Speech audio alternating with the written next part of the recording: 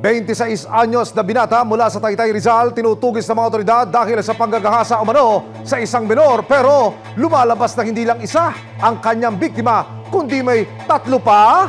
Mahuli na kaya ang tinaguriang serial rapist na binata? Bilang na mga oras mo, kuya!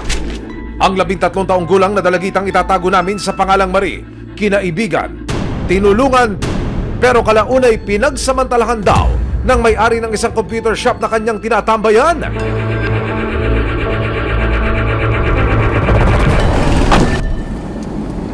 Kasama po si Binibining Joy Siksik, ang VAUSI officer ng Barangay San Juan dito po sa Taytay Rizal.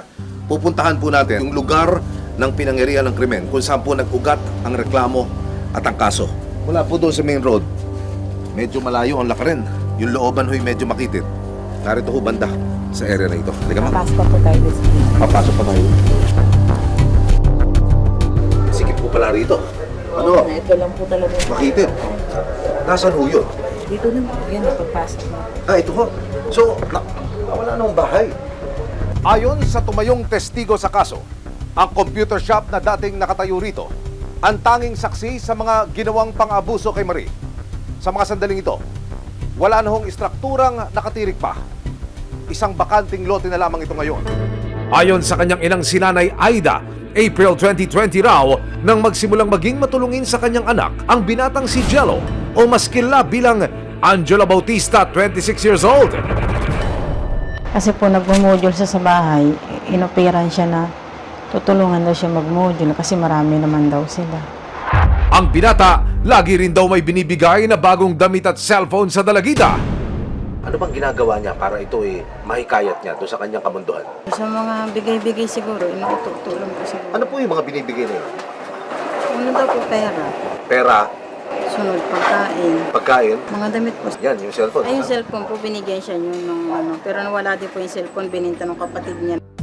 Pero, ang magaan na loob ng pamilya ni Nanay Aida sa binata, unti-unting napalitan ng pagdududa nang mapansing nag-iiba na ang kilos ni Marie.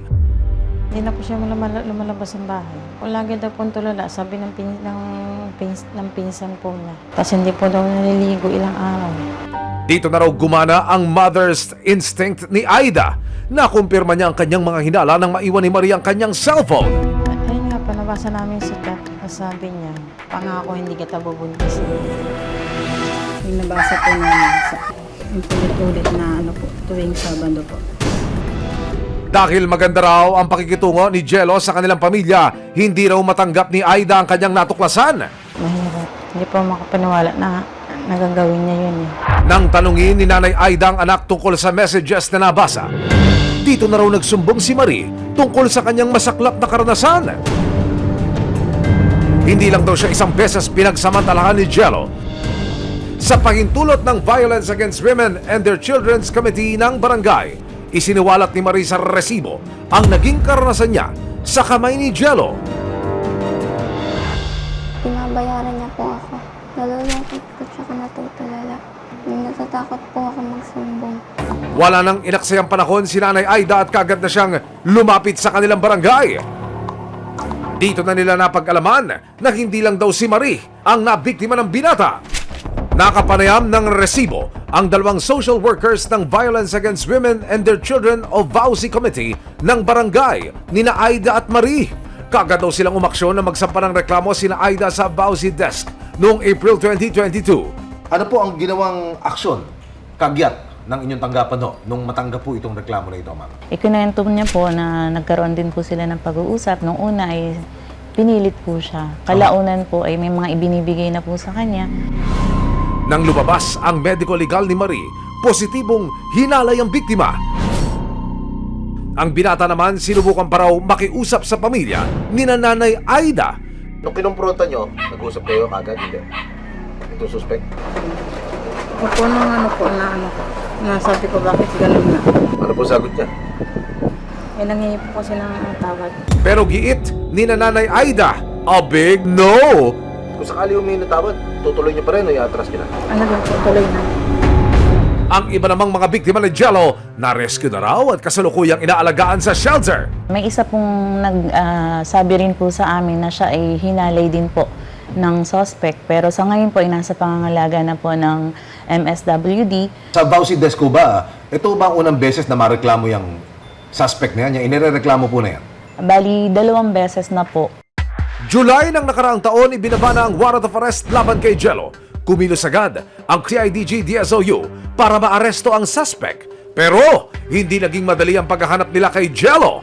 Meron naman tayong nakuha ng informasyon na siya ay nandun sa Pampanga. Bumuo tayo agad ng tracker team nung nakuha natin yung information na yun at bumiyahe ulit. October 16, 2023, kasama ang resibo, nagtungo ang CIDG DSOU sa Pampanga. Nang makakuha sila ng informasyon tungkol sa kinaroroonan ng suspect, nang makarating sila sa umunay pinagtataguan ni Jello. Tatawag ako ng barangay, gusto mo? Labas ka kaya? Tatawag ako ng barangay pag hindi ka lumabas. Ilang saglit pa, humarap na ang tinaguriang serial rapist di umano ng Taytay. Jello, hindi ka naka-open time ha? Your time is up and it's time to go to jail. Pulis kami. Matindi at pagkatago. Nang aaresto ka na, aba, si Jello, may special request pa? Ha? Hindi po. Nire-require po yan. Nire-require yan dito sa ano. Nire-require yan sa kote. Nandito kami upang arestuhin ka sa bisa ng warrant of arrest na ibinaba sa'yo ng Family Court Branch 18 ng Cainta Rizal sa kasong statutory rape. Giit ni Jello, simpleng crush lang daw ang pagtingin niya sa dalagita. Magkaroon lang po kumbaga sa crush lang po pero wala pong ibig sabihin. Nakaharap siya ngayon sa kasong statutory rape at paglabag sa RA 7610 o Special Protection of Children Against Abuse, Exploitation and Discrimination. Hindi po ako ganun tao, ma'am, kaya masakit para sa akin. Dito sa statutory rape niya na kaso, no bail yun. So hindi siya pwedeng magpiyansa.